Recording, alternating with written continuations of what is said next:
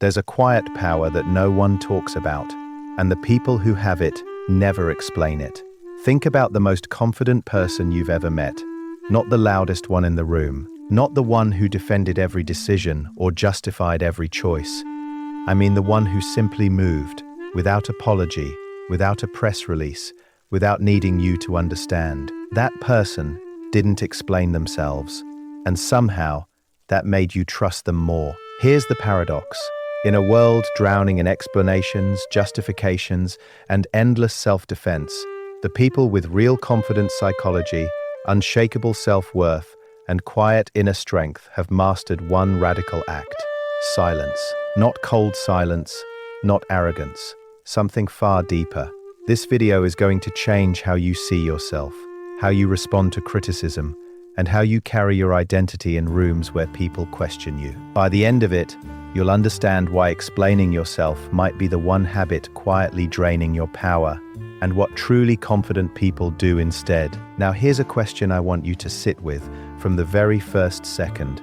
When was the last time you explained yourself to someone who had already decided what they thought of you? Drop one word in the comments right now. Why? Let me tell you about a moment most of us have lived through, but never fully examined.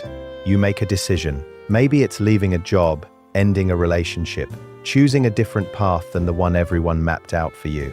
And almost instantly, before the ink is even dry on your own resolve, someone asks you to explain yourself. A parent, a friend, a colleague, sometimes a stranger on the internet. And you feel it, don't you? That pull, that almost biological urge to justify, to defend, to lay out your reasoning like evidence in a courtroom, hoping the jury finds you innocent. But here's what no one tells you. The moment you start explaining yourself to someone who wasn't part of the decision, you've already handed them power over it. This is the first psychological truth confident people understand deeply. Explanation is often disguised approval seeking. Think about that for a second. When you explain yourself unprompted, what are you really saying? You're saying, I need you to agree with me before I can fully agree with myself. And that subtle dependency, that quiet outsourcing of your own inner authority, is one of the most erosive forces in human confidence. Not a dramatic collapse, a slow leak, every explanation a tiny puncture in your sense of self. Psychologists call the underlying mechanism external validation dependency, the pattern where our sense of identity becomes contingent on how others receive and interpret our choices. And the research is sobering. Studies in self-determination theory, pioneered by psychologists Edward Deci and Richard Ryan, consistently show that people who operate from external motivation, needing approval, fearing judgment, report lower resilience, higher anxiety, and a fractured relationship with their own decisions. The people who operate from internal motivation, rooted in their own values and vision, don't just feel more confident, they actually perform better, persist longer, and recover faster from failure. Confidence isn't a personality trait you're born with. It's a practiced relationship with your own judgment. Now think about history for a moment. Think about figures who operated with that almost unsettling stillness. Abraham Lincoln, during some of the most criticized periods of his presidency, was famous for not responding to his harshest critics. His secretary once compiled a blistering letter for him to send. Lincoln edited it, sealed it, and never mailed it. He wrote at the top, "Not sent, never sent." He understood something profound. The letter was for him. The explanation was for him. The audience didn't need it. He did. That's a different relationship with self-expression entirely. Or consider the Japanese concept of Fudoshin, the immovable mind. It's a martial philosophy, yes, but its essence is psychological. The idea that true inner strength is not loud. It doesn't react to every provocation. It doesn't crumble under questioning. The immovable mind isn't rigid. It's rooted. There's a difference. Rigidity breaks. Roots hold. Most people confuse confidence with certainty. They think confident people never doubt themselves. That's not it at all. Confident people doubt. They question. They lie awake sometimes, running the math on a hard choice. But they've learned to do that work internally, not in the comment section of someone else's opinion.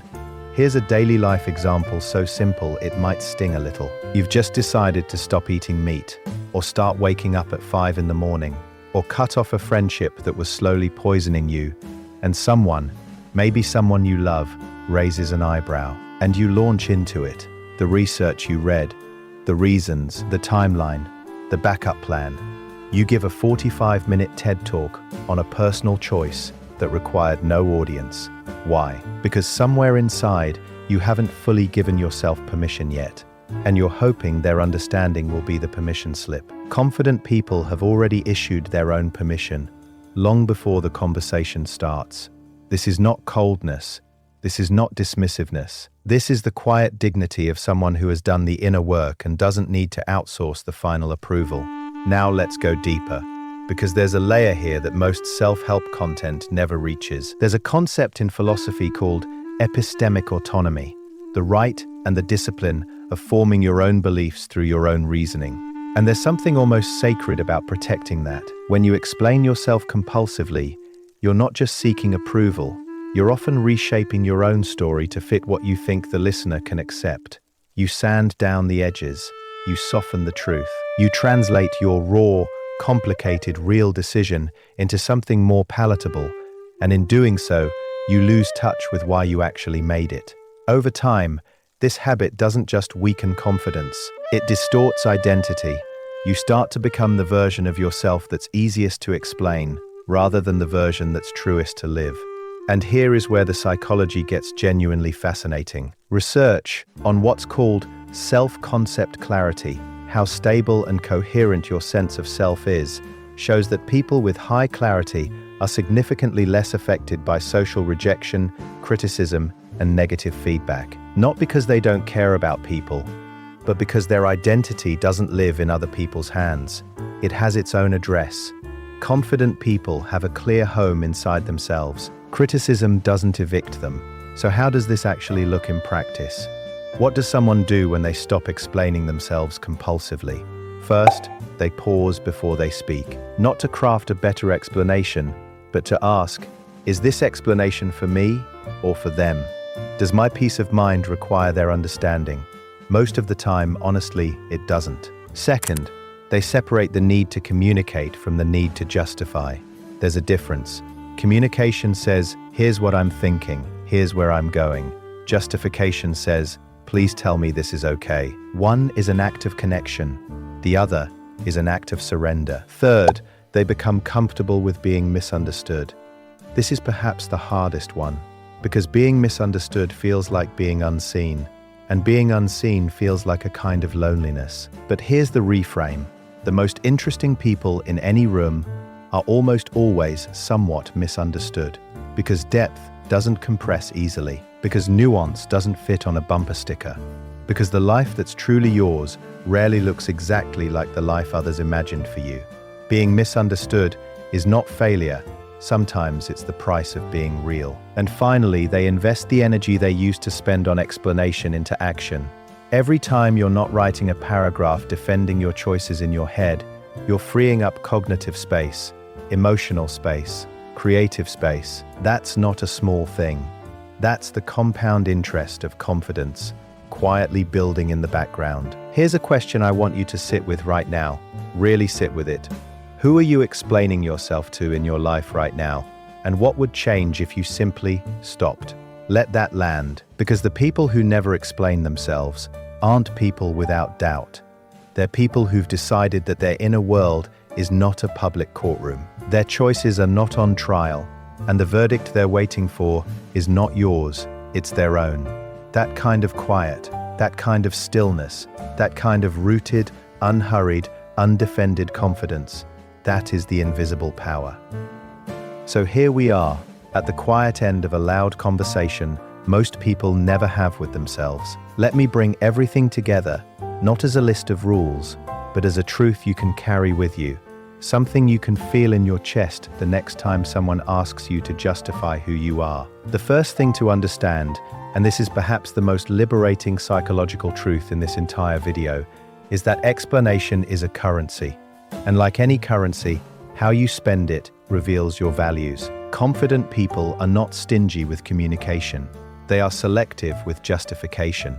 They understand that every time you explain yourself to someone who wasn't part of your decision, you're spending something real, attention, energy, a small piece of your inner authority, and that spending adds up. So the first step is simply this: audit your explanations. For 1 week, notice every time you feel the pull to justify a choice unprompted. Don't judge it. Just notice. Ask yourself, who is this for? If the honest answer is for me to feel less anxious, that's information. That's the beginning of something important. The second step is to rebuild the habit of internal resolution. Before a decision reaches the world, let it settle inside you first. Ask yourself, do I believe in this? Can I live with this? Not perfectly, not without doubt. But enough. Enough that you don't need the room's approval to move forward. This is what confident people do quietly, consistently, invisibly.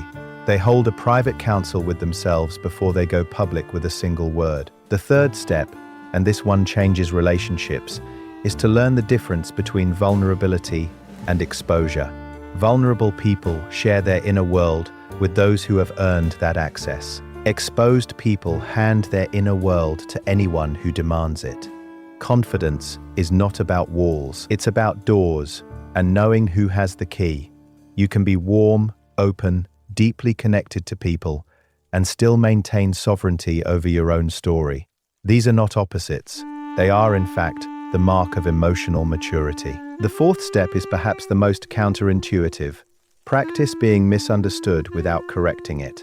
Let someone have a slightly wrong impression of you, and notice that the world does not end. Notice that you do not end. This small act, practiced repeatedly, builds something extraordinary. It builds the quiet confidence that your identity is not fragile, that it doesn't shatter under a misread, that you are larger than anyone's summary of you. And the fifth step, the one that ties everything together, is to redirect the energy. Every time you catch yourself composing a mental defense, a rehearsed explanation, an imaginary argument with someone who questioned your choices, stop. Redirect. Ask instead, what can I build with this moment? Because that is ultimately what confident people do differently. They are not spending their inner life defending territory, they are expanding it. Here is the philosophical truth beneath all of this. We live in an age that has confused transparency with truth, that has mistaken oversharing for authenticity. That has taught us, through social media, through performance culture, through the relentless pressure to be understood, that if we just explain ourselves well enough, people will finally see us. But being truly seen has never been about explanation. It has always been about presence, about the quality of how you move through the world, about the consistency between who you say you are and what you actually do when no one is watching and no one is asking. Confidence, at its deepest level, is not a performance. It is a private agreement you make with yourself, renewed every morning, honored every time you resist the urge to shrink, to justify, to translate yourself into something more comfortable for someone else's consumption. The most confident people you will ever meet are not the ones with the best answers. They are the ones who have quietly decided they no longer need to be on trial. And here is where I'll leave you, not with a conclusion, but with a question that might follow you for days. If you woke up tomorrow and genuinely stopped needing anyone's understanding to move forward with your life, who would you become? Not who would others think you are. Not what would change on the outside. Who would you finally, fully, quietly become? That answer already lives inside you. It has been waiting, patiently, beneath every explanation you were never asked to give. You don't have to defend it. You just have to live it.